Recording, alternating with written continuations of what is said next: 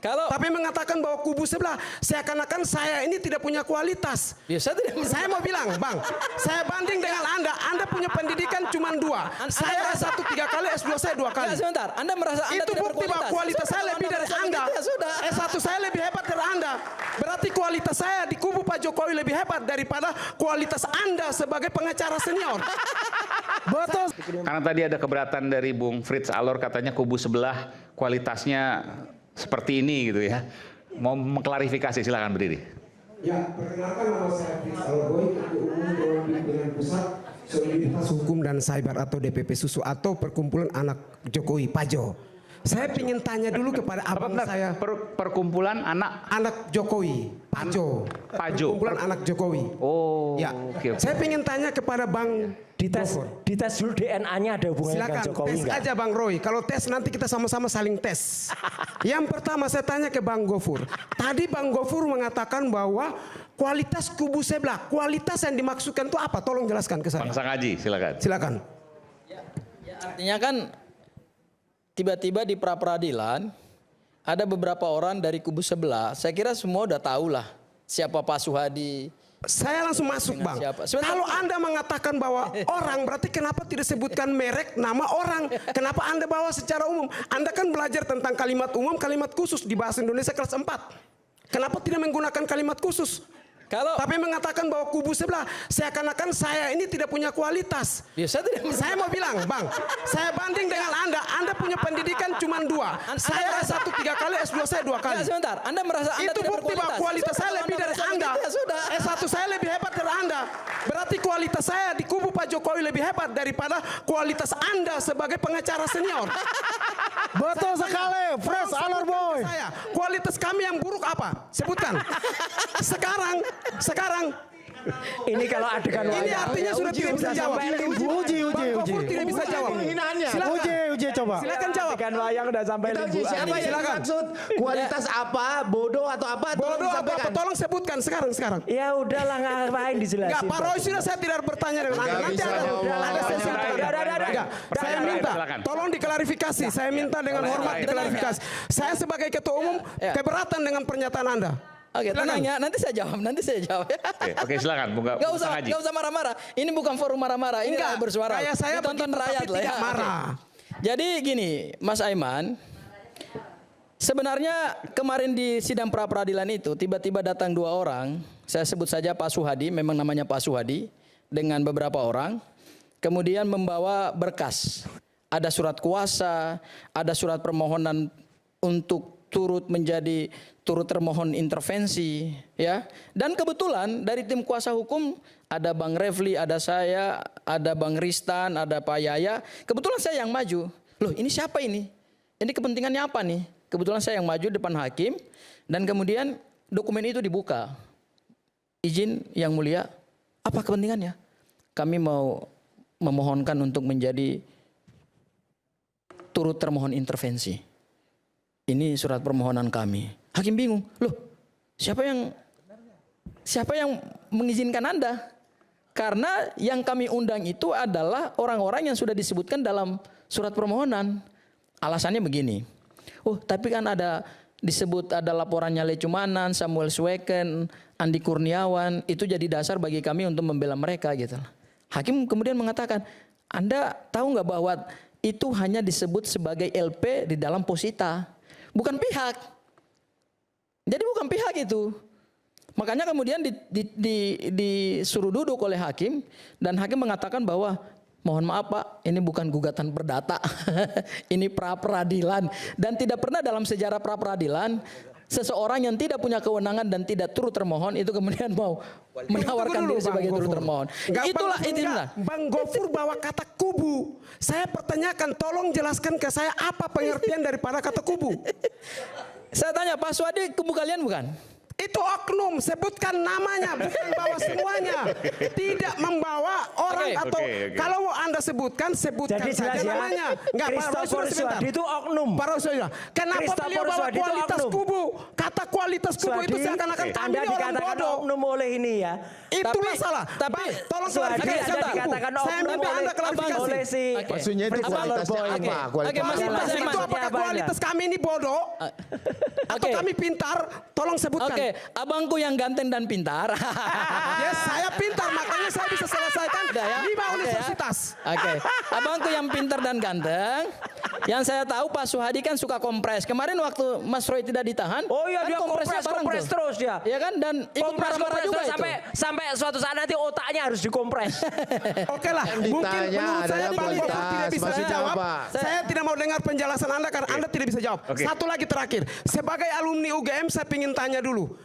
Anda mahasiswa dari kampus mana? UPN. UPN. Kampus ini. Tidak, ini penting. Ini mempermalukan alumni UGM. Saya alumni UGM. Saya perlu bantah. Apa itu? Kamu percaya rektor atau tidak di kampus Anda? Percaya ya, percaya, 100% percaya. Kalau begitu rektor UGM bilang alumni UGM, Jokowi alumni UGM, terus apa yang tidak dipercaya Bang Roy, Bang Refli Rektor alumni ngomong UGM? berapa kali? Berapa kali? Anda 2 sendiri bisa kali nonton dia Roy Suryo. Ijazahnya Roy Suryo Ada. dengar 1 baik-baik. November. Ketika alumni UGM mengatakan bahwa Pak Jokowi adalah alumni UGM akan final, Pak Presiden Prabowo juga tidak bisa mengganggu. ijazahnya. Itu final. Dan kita simak sama-sama. Ya. Sekarang saya Kalau- berikan kesempatan. Jadi terakhir Mas Bang, Aiman, kalau kalau urusan UGM kayak gini, rektor UGM sudah mengatakan bahwa Pak Jokowi adalah alumni UGM, maka tidak ada satu orang pun yang bantah. Karena pimpinan tertinggi di universitas adalah rektor. Hanya orang bodoh yang bisa bilang ijazah itu palsu. Oke, Sekian. baik. Oke. Silakan, silakan. Mas Aiman, Lulusan saya mau UGM tanya kayak aja, gini. Mas Aiman, Malu, sebentar. gitu. Mas Aiman, saya mau tanya kepada abangku ya, yang ganteng dan pinter ini. Pintar, hidup Alor Boy pintar. Hidup Alor Boy, mantap. Persis Bang Alor adegan Boy, wayang sebentar, saya mau limbuan tanya, itu loh ini, Bang persis. Alor Boy dalam perkara ini jadi saksi nggak? Bukan persoalan saya Nggak, kan sebentar. dipinta. Saya nggak, saya Jangan mau tanya aja. itu.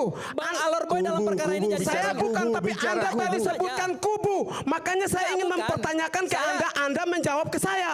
Bukan, saya mau tanya karena tadi kan bicara soal pokok perkara kan, ada pernyataan UGM dan lain seterusnya. Nggak, saya mau tanya aja, abang dalam perkara ini jadi saksi nggak? Bang, Dimintai keterangan. sudah jelas Nggak, jawab dia aja. Ketika diizinkan kita. kalau oleh host, maka Sudah host tidak jelas marah. dia berdiri Anda di narasumber atas. tidak perlu menanyakan ke saya dan saya tidak perlu menjawabkan ke Anda karena ada host. Ketika saya Maksud salah saya, maka kalau- host menegurkan. ngapain Mas kamu Aiman tanya menegur. sendiri, Kalau Mas ngapain? Aiman tidak menegur berarti masih sah dalam koridor itu. Mantap Bang ini. Alor Oke, Boy, baik. mantap, mantap. Ini konsleting Maksud udah, saya, konsleting. Sebelahnya. kalau Bang Alor Boy mau bantah hasil penelitiannya Mas Roy, nanti tunggu aja di persidangan. Berdiri, Glenn. Bang Alor memberikan keterangan di hadapan hakim, di hadapan jaksa penuntut umum, dan di hadapan terdakwa dan kuasa hukumnya. Semua itu akan fair di situ. Jadi nggak usah kita marah-marah di sini lah. Oke. Tapi rasa hormat saya buat Makanya Di sidang, jangan saya mau tanya. menuduh Bung Fritz. semua orang itu ya di kubu kita ini iya, betul. ada orang Apalagi bodoh. ini. Ya, apa yang Anda lakukan itu berasa ya bahwa Anda itu orang yang paling pintar.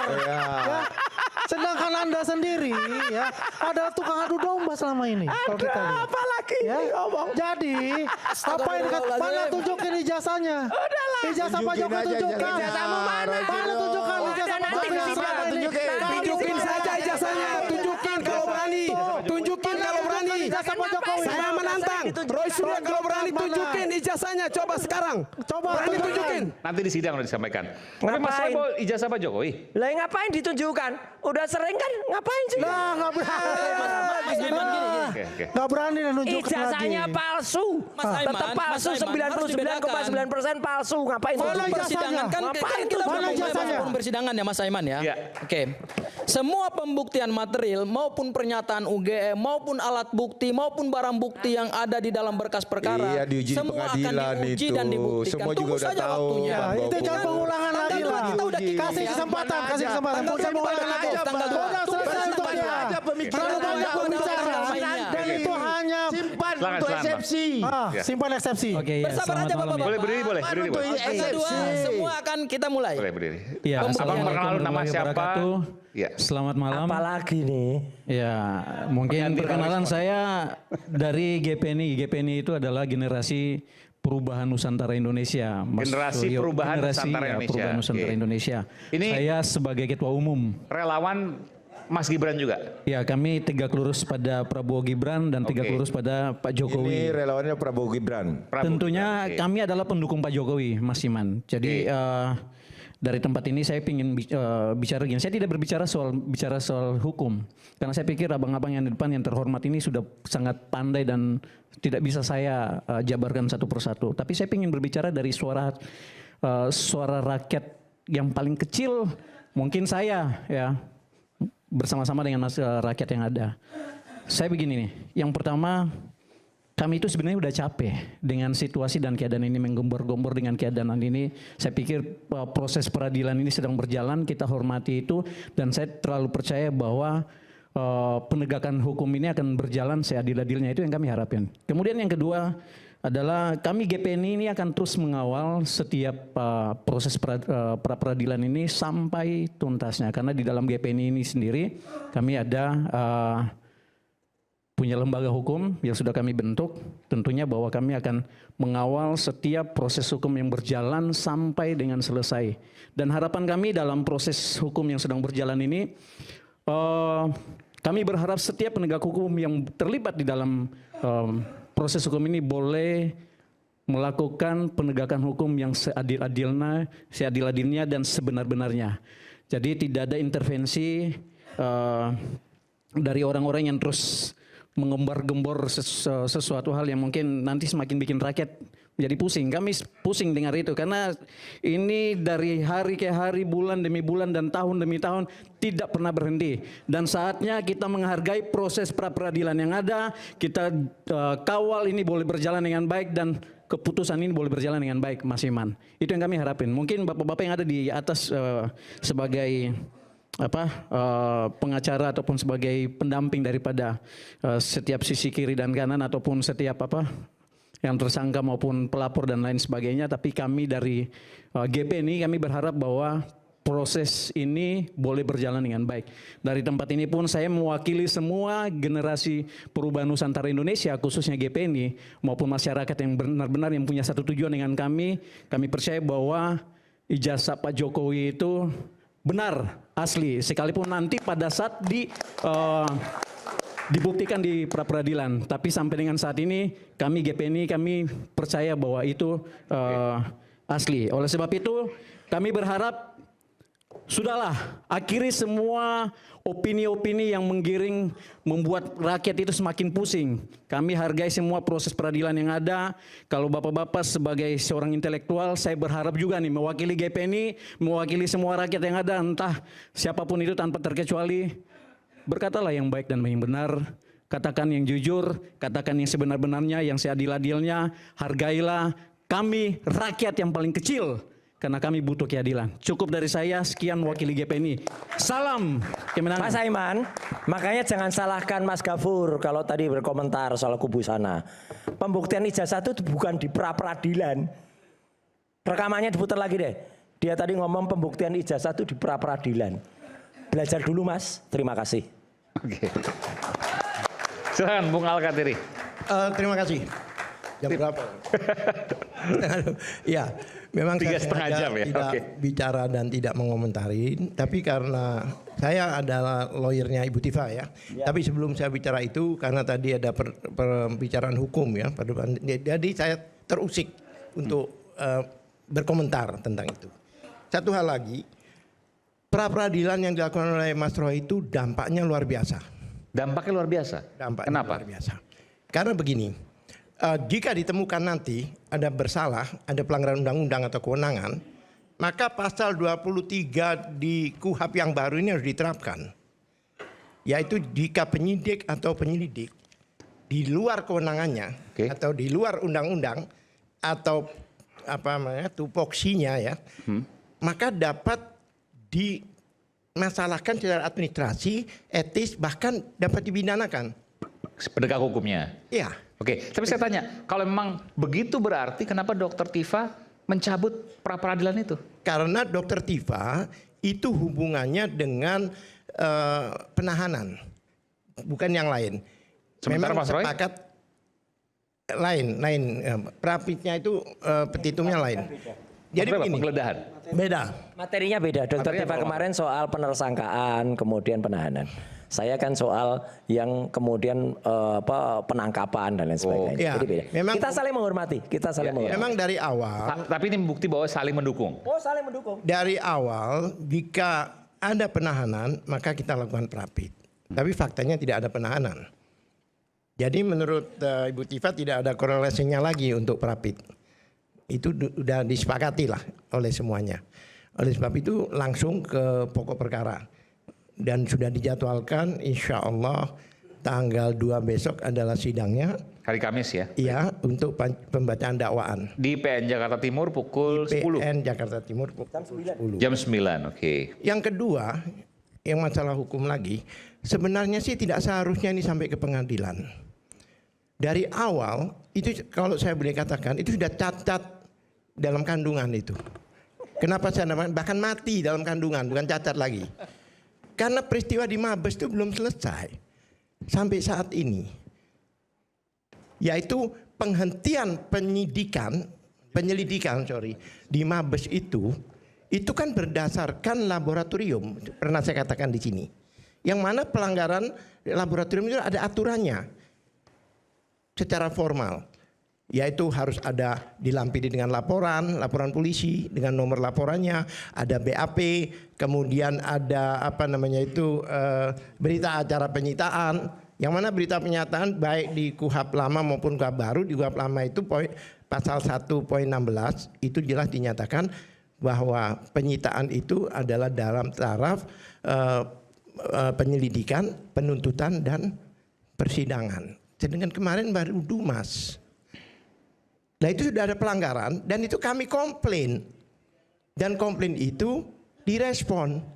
Masih diproses. Kenapa demikian?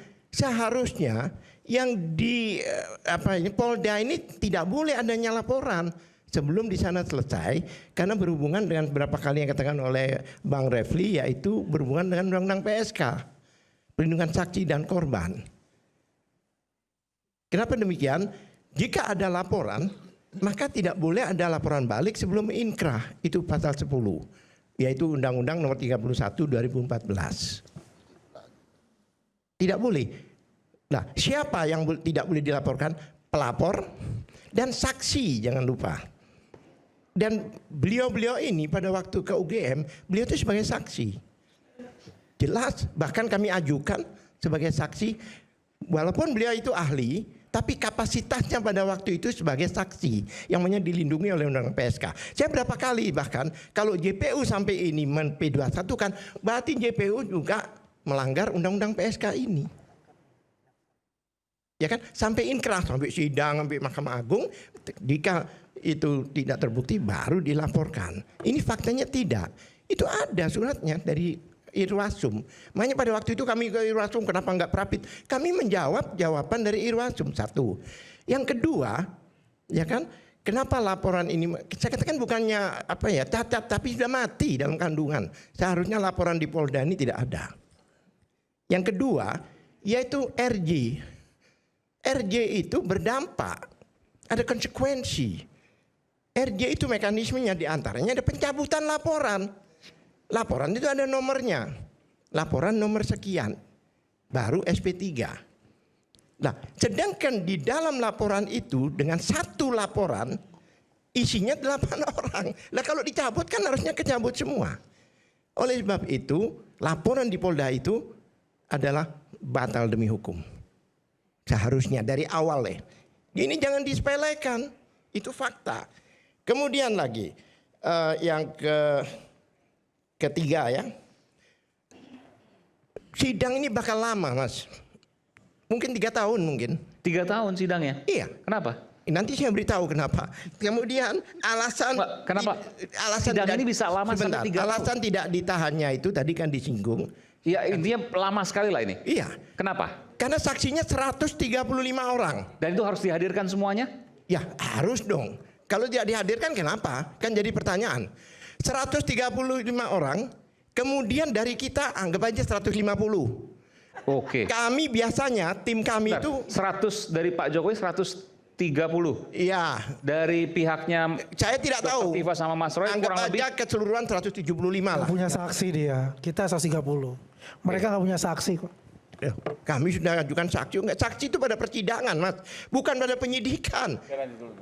Ya. Pada penyidikan. Tidak saksi paham. dari pihaknya. Betul, Mas Saksi Roy dari bilang pihak- yang tidak paham ikut bicara. Saksi Bu Orang Al-Khatiri ini berapa? nggak usah dengerin lah. Saksi itu kami hadirkan Buang aja, pada sampah. waktu persidangan. Berapa jumlahnya nanti? Tidak harus di BAP. Rencananya berapa? Kami berapa kira-kira? Kurang lebih 100. Ukur, kira-kira berapa dari kita? Sama kira-kira 150, 150. Anggap aja 150. Luar biasa. Sebentar. Jadi hampir 300 lah. Kami itu sidang.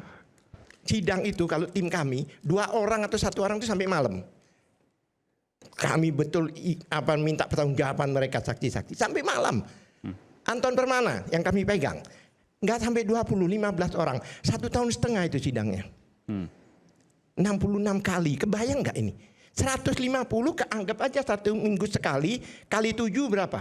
Tolong dihitung. 1.000 lebih. Sedangkan 1 tahun ini baru 36 hari. Jadi sidang ini sampai mungkin penggantian presiden tahun depan. Itu fakta. Kami akan buat seperti itu nanti. Jadi jangan dianggap enteng. Sebenarnya dengan menghadirkan banyak saksi, menghadirkan banyak bukti surat di sini, itu blunder buat mereka. Keuntungan buat kita. Dan ini sebenarnya baru start. Ini baru mulai, bukan akhir daripada cerita. Ini baru mulai. Karena kami pengacara boleh berbicara, boleh menggali, boleh menguji 709 ini. Jadi ini kami akan tanyakan ke Pak Jokowi semua ini. Apa contohnya? Ya contohnya ini KRS-nya, ijazah, oh banyak Mas. Bukan cuma ijazah. 709 ini yang akan berbicara nanti. Dan itu harus dipertanggungjawabkan. Itu pasti. Oleh sebab itu pada waktu Anton Permana balik lagi, pelapornya itu 5 kali kita hadirkan. Bukan cuma sekali, 5 kali. Sampai sore kata hakim sudah selesai. Belum, ya, kalau gitu minggu depan. Itu baru pelapornya. 1 bulan. Nah, apalagi ini. Jadi oleh sebab itu, kenapa jaksa tidak menahan? Saya paham. Seperti yang dikatakan. 1, ini sudah menjadi isu global. Bukan nasional lagi. Ini mungkin ada CNN, ada Al Jazeera mau hadir. Isu global ini. Kemudian jaksa tidak mau mengambil alih bulian-bulian polisi. Kalau ditahan kan dilanjutkan nanti bulian-buliannya. Yang kedua, jaksa yakin jika ini disidangkan akan melebihi masa tahanan. Lepas juga. Tapi yang punya nama nanti hakim yang melepaskan. Jaksa nggak mau. Oleh sebab itu dia tidak ditahan. Dia ambil jalan tengah. Nothing tulus buat dia. Tidak ada ruginya dengan dibebas, tapi sidang. Makanya kami sebagai lawyer, keluarga diminta jaminan. Kami jamin. Jadi ingat, bukan penangguhan, tidak ditahan. Oke. Saya mau tanya pada Anda, Bu Al-Khatiri. Anda akan membuat sidang nanti menjadi ajang pembuktian apakah ijazah Pak Jokowi asli atau palsu? Ya pasti dong. Itu yang paling utama. Ijazah itu kan nggak tiba-tiba ada, Mas. Apalagi di perkuliahan. Ada peristiwa, ada temannya. Dan temannya kan kami juga ada juga ijazah-ijazah pembanding. Kami sudah siap. Banyak juga, puluhan juga yang kami akan compare nanti. Dan kami akan uji. Apalagi ada isu katanya ijazahnya hilang dan sebagainya. Hilang kan banyak konsekuensinya. Harus ada laporan polisi dan sebagainya. Polisinya kita hadirkan. Iya. Sebentar, saya belum selesai bicara. Dan saya sudah lama loh, jam 11 ini udah. Silakan. Nah. Tolong hargai. Ya. Satu hal lagi. Kemudian saya minta ditayangkan pasal-pasal di sana itu. Saya sudah minta tadi ke admin, barangkali bisa ditayangkan. Silakan. Nanti kita Jadi sambil begini, Mas. Ya. Ini jaksa tidak mau melanjutkan pelanggaran-pelanggaran dan ketentuan-ketentuan yang dilanggar oleh kepolisian. Di antaranya, bayangkan yang namanya itu 310 ya. Ya ini. Sebentar, sebelum saya bicara itu, ya kan? Bu Al-Khatiri keberatan kalau di sini? Boleh. Kalian sambil bicara nggak apa-apa. Ada yang mau nganter? Enggak ya. Saya agak grogi nanti. Terima kasih. Kita nikmati aja. Ini kenapa saya tayangkan supaya pemirsa juga baca. Coba dibaca. Pakai apa ya? Logika anulah, umum lah, nggak usah logika. Ini memang 310, kemudian yang KUHP baru itu 433. Isinya sama, kurang lebih. Seperti ini yang lama ya? Ini yang lama. Tapi ini konon kabarnya ada di dakwaan. Betul, kata jaksa kemarin kan. Kita dapat informasi. Barang siapa bla bla menyerang kehormatan atau nama baik seseorang dengan menuduhkan suatu hal yang maksudnya terang supaya hal ini diketahui umum, diancam karena pencemaran dengan pidana penjara paling lama 9 bulan atau pidana dengan denda paling banyak 4.500. Ini yang lama. Coba to the point langsung ke ayat 3. Tidak merupakan penyemaran atau pencemaran tertulis jika perbuatan jelas dilakukan demi kepentingan umum. Jadi ini semua tidak ada jika ini demi kepentingan umum. Artinya gini, Anda menilai bahwa apa yang dilakukan Mas Roy untuk kepentingan umum? Ya, kan ini kan ijazah umum? publik. Publik itu kan bahasa Inggrisnya. Bahasa Indonesianya apa? Umum. Nah, dan ini dilindungi. Ijazah itu publik maksudnya? Iya, ijazah ini kan ijazah yang digunakan untuk menjadi presiden. Jadi ijazah publik yang mana ada di Undang-Undang KIP. Sehingga mempertanyakannya, mengujinya adalah bentuk untuk kepentingan umum. Sekarang saya mau tanya, apa sih kepentingannya Roy? Apa sih kepentingannya Tifa? Nggak ada.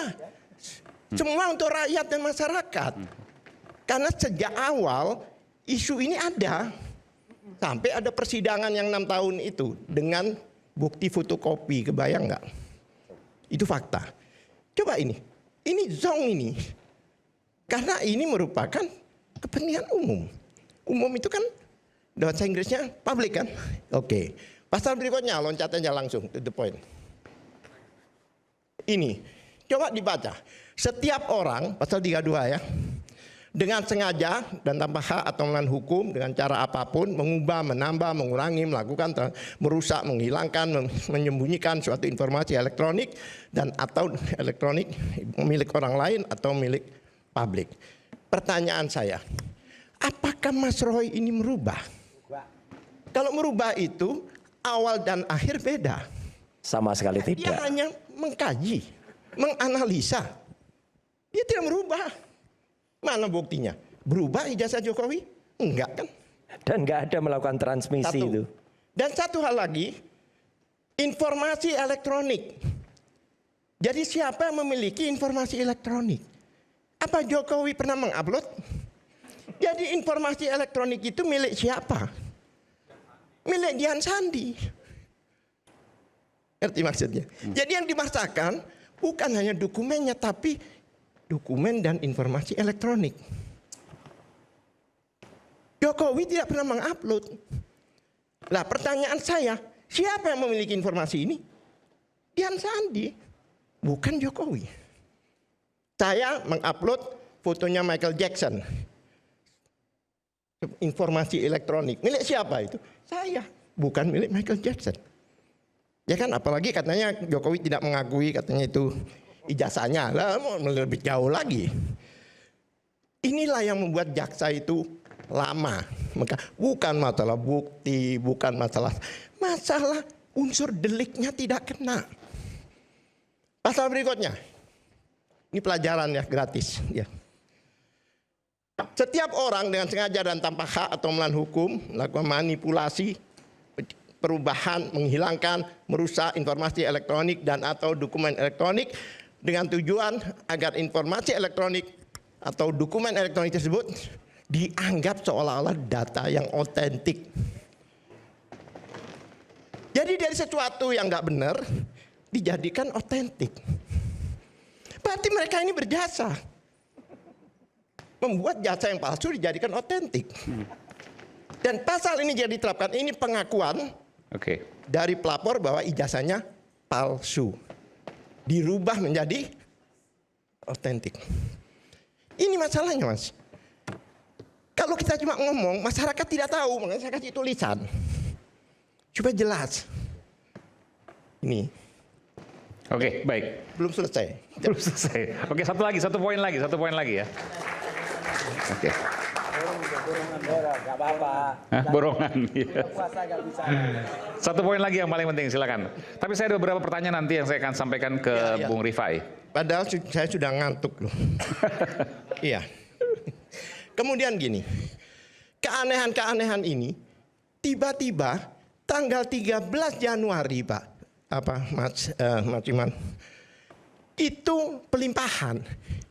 Berarti apa? Berarti jaksa lah yang punya kewenangan. Polisi tidak boleh berinisiatif, tapi petunjuk jaksa, arahan jaksa, karena sudah dilimpahkan. Tapi 2 hari setelah itu dikeluarkan sprindik baru oleh kepolisian. Terus tanggal 30 sprindik baru lagi dengan merubah pasal-pasal itu. Aneh kan? Ada yang dicabut. Contohnya yang 28 ayat 2 dan sebagainya, kemudian 27A. 27A ini adalah antivirusnya pasal 310. Saya jelaskan. Di dalam KUHP ya jelas bahwa ada namanya azas lex specialis derogat legi generalis. 27A ini unsurnya sama dengan 310. Sama. Tapi dengan elektronik. 310 tidak dengan elektronik. Walaupun ya kan dengan elektronik. Nah, berarti kekhususan seharusnya keumuman. Iya. Lex specialis derogat legi generali. Dari 310 ini tidak ada. Karena dimatikan. Ini dicabut, Mas. Karena sering kita gaungkan, dicabut. Karena dia membunuh 310. Kalau 310 tidak terbukti, 311 juga tidak terbukti. Itu berhubungan. Tapi soal pasal nanti kita belakangan. Tapi yang saya ingin tanyakan nanti adalah apa yang dilakukan ini bagi saya hal yang baru ya. Apa yang dilakukan oleh Mas Roy dan kawan-kawan adalah demi kepentingan umum. Kenapa demi kepentingan umum? Karena ijazah itu pernah digunakan untuk publik, untuk umum. Nah, bagaimana Bung Rifai? Saya belum selesai, biar jelas dulu enggak ya. Nanti saya berikan kesempatan lagi ya, biar nggak terlalu jauh. Silakan. Ya, kembali lagi, ini kan sebenarnya perdebatan yang udah lama lah ya, udah lama kita bahas gitu ya. Dan soal alasan kepentingan umum, pembelaan diri, itu semua kan juga sudah dipertimbangkan oleh jaksa ya. Yang perlu dicatat kalau dari kami adalah kami melaporkan itu karena Pak Jokowi merasa isu ini masih terus bergulir padahal beliau sudah menjadi warga negara biasa. Apakah sebagai warga negara biasa beliau tidak memiliki perlindungan terhadap hak asasi dia, terhadap nama baik ya. Dan ini kan bicara kepentingan umum, dampaknya apa kepentingan umum? Beliau sudah tidak lagi jadi presiden, kalaupun ada persoalan tidak lagi berdampak. Jadi kembali lagi ini semua sudah dikaji dan sebenarnya jaksa juga sudah melakukan kajian. Yang jadi menarik sebenarnya begini, ini kan disampaikan ini sebenarnya harusnya kan seorang lawyer sudah memiliki dakwaan dong pada saat berkas dimasukkan ke pengadilan. Nah sebenarnya dibaca saja dari dakwaannya, bagaimana si jaksa ini menguraikan pasal 35, 32, fakta apa, itu saja dibahas, nggak perlu lagi kita berandai-andai berdebat karena ini sudah masuk ke pengadilan ya. Cuma satu Bang Aiman yang saya mau sampaikan di sini dan saya agak menjadi perhatian saya tadi Bang Al-Kathiri secara berulang. Jadi kebetulan kami ini kemarin ketemu di satu podcast di grup ini di lantai lain. Hari ini juga ketemu dengan Bang Al-Kathiri dan beliau men-state secara berulang akan mengupayakan pemeriksaan saksi-saksi hingga 3 tahun dan saksi akan dicoba dipanggil lagi sampai bisa 4-5 kali mencontohkan perkara-perkara ya. Buat saya, dan ini bukan yang satu, ini dari beliau statementnya, dan ini direkam. Tadi juga di TV lain, salah satu pengacara bilang kami akan mengejar kejujuran Pak Jokowi termasuk terkait pemecatannya di PDIP.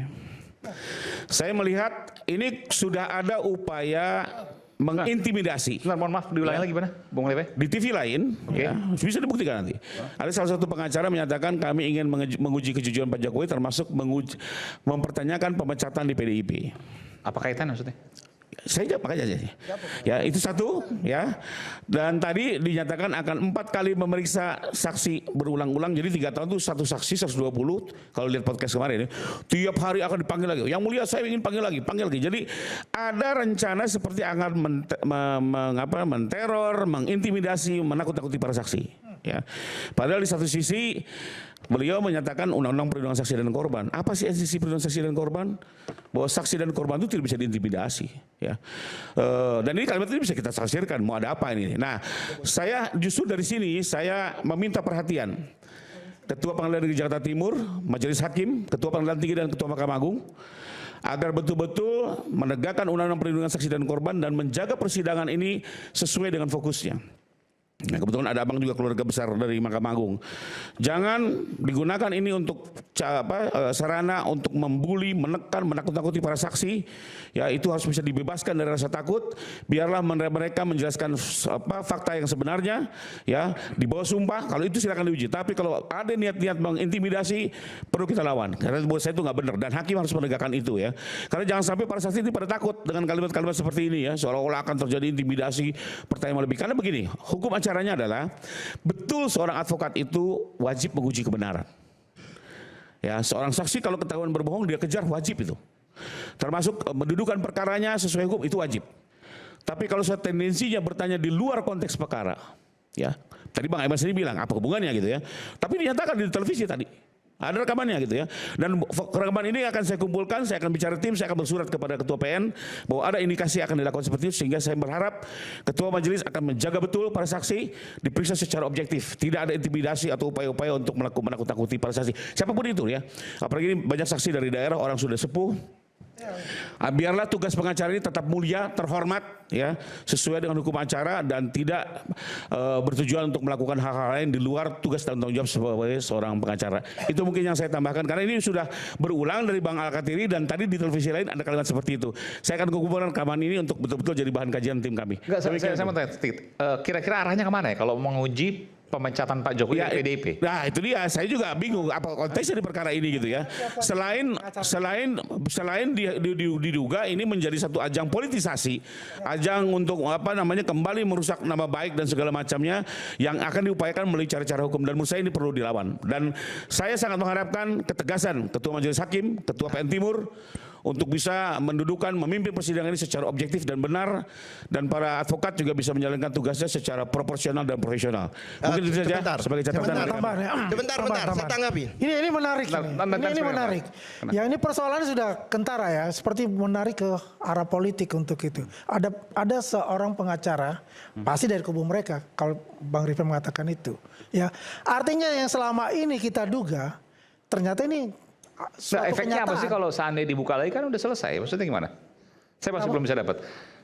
Arahnya kan udah arah ke politik. Ya politik. Tadi kan sudah jelas itu kan. Ditanyakan pemecatannya Pak Jokowi di PDIP. Ini maksudnya apa? Maksudnya apa pertanyaan itu? Ya artinya kan? Untuk mencari keburukan terus-menerus gitu? Terus-menerus kalau kita lihat. Arahnya ke sana. Yang menjadi pertanyaan kita, siapa pengacara itu? Yang mengatakan itu? Harus dibuka juga Pak Rifai, biar publik juga bisa tahu untuk itu, ya, dan Mahkamah Agung juga bisa tahu untuk itu. Ini di luar konteks, tidak ada satupun sini yang pernah mengatakan itu. Enggak, mungkin ada. Siapa namanya itu Pak Rifai? Siapa namanya itu? Silakan.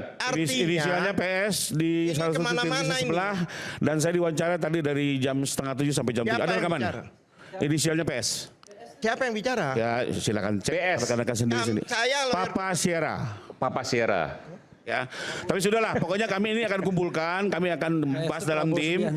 Kami juga tidak mau persidangan untuk mencari kebenaran material, ujung-ujungnya untuk cara mempolitisasi atau mendegradasi nama baik Pak Jokowi. Oke, kita kembali saat lagi, kita bersama kami di Rakyat Bersuara. Nanti sebentar.